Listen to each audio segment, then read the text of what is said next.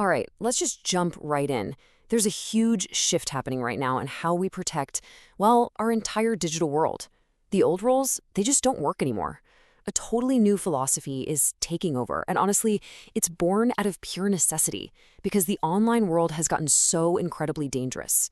We're talking about the zero trust revolution. And look, this isn't just some passing trend. It's a massive reality check. A federal analysis basically said, you know that idea of building a big wall around your data and just hoping for the best? Yeah, that's officially over. That old playbook is completely obsolete. So the big question is, why? What changed? So to really get where we're headed, we got to look back at why the old way of doing things is just failing. And I mean failing spectacularly. Let's break down the classic model that for decades was the gold standard for security. People called it the castle and moat approach. And it sounds simple, right? If you're inside the castle walls, you're a good guy. If you're outside, you're a bad guy. And for a long time, that was kinda enough. But here's the fatal flaw, the huge Achilles heel. It assumes that anyone who manages to get past that outer wall can be completely trusted. And that single assumption, that's exactly what attackers are exploiting today. And here's why that's such a big deal. Get this. A staggering 74% of all data breaches involve a human element. We're talking about social engineering, tricking people, stolen passwords, or just honest mistakes. Attackers aren't trying to storm the castle walls with battering rams anymore. No, they're just conning someone on the inside into opening the gate for them. And once they're in, that misplaced trust, it's like handing them the keys to the entire kingdom. So just as we're all waking up to the fact that these old walls are crumbling, a powerful new force arrives on the scene. And it's making this whole problem exponentially worse. You guessed it, we're talking about AI. I mean, just think about the normal pace of technology change. Now, put your foot on the gas, hard. According to Accenture's Pulse of Change Index, the rate of tech change literally shot up 37% in just the last year. And that's almost entirely because of the explosion in generative AI. This isn't just a gradual evolution, folks. This is a radical, off-the-charts acceleration. And this crazy pace of change, it's creating the perfect storm. It's opening up brand new vulnerabilities and amplifying risks way faster than most companies can possibly keep up with. The threat isn't just moving faster anymore, it's actually getting smarter. This right here, this is the new reality. The bad guys are now using the exact same AI tools that we're all excited about to revolutionize our world, but they're using them to create hyper-realistic phishing emails, malware that can think for itself, and automated attacks that can learn and adapt on the fly. Okay, let's make this real for a second. Researchers recently built an AI worm they called Morris 2.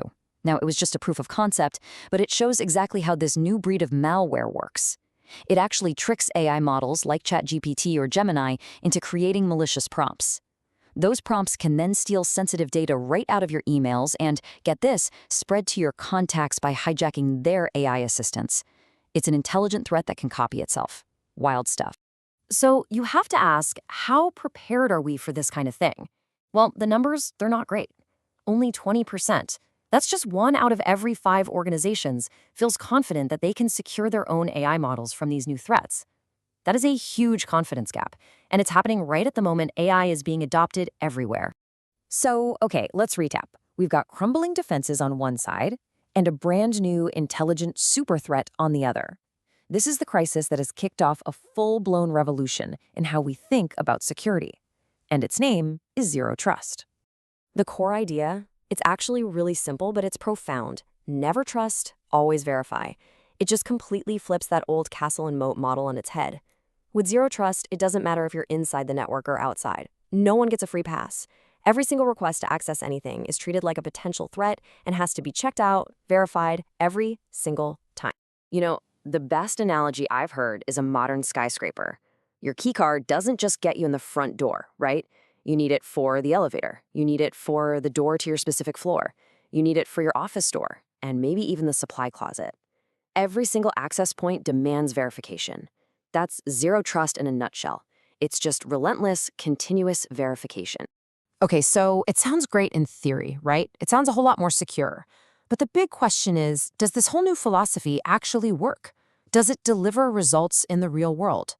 Well, according to the first really big data-driven analysis of zero trust, the answer is a resounding yes. Honestly, the data is just stunning. Check this out. Organizations that went all in on zero trust saw a 63% drop in successful data breaches. That's nearly two-thirds of breaches, just gone, wiped out. And it gets better. They also had 75% fewer security incidents overall per year. I mean, think about that. That's a huge reduction in the constant noise, the chaos, the fire drills that security teams are dealing with every single day. But here's the number that really hits home, the bottom line. They saw a 78% drop in the financial losses from these attacks. So this isn't just about better security, you see.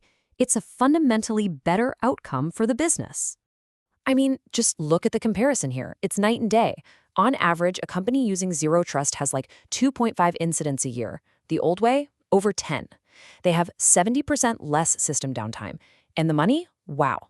The average loss drops from $80,000 down to just $17,000. The data could not be clearer. Zero trust really, really works. So, with results this dramatic, you can bet this revolution isn't staying cooped up in the IT department. No way.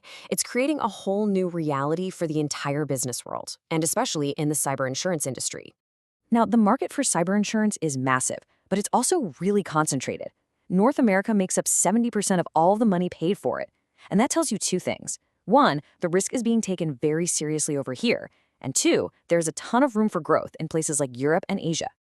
But you know, the biggest gap isn't about where you are on a map. It's about how big your company is. About 80% of the big corporations have cyber insurance. But for small and medium-sized businesses, it's only around 10%. That's what people call the cyber protection gap. And it's a massive vulnerability for the whole global economy. Closing that gap is a huge opportunity. And this all leads to a crucial point. Zero trust is fast becoming the new standard. It's the baseline. Insurers are now raising the bar, saying you need this kind of security just to get coverage in the first place. And the data we just looked at shows exactly why.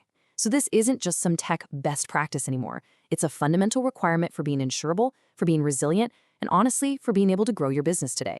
Which kind of brings us to a final thought to chew on. We live in a world of deep fakes, where AI can perfectly copy your CEO's voice, where threats are smart and automated, where the line between inside and outside the company is basically gone. In that world, does it make any sense to blindly trust someone just because they're on the inside? Or has never trust, always verified just become the new digital common sense?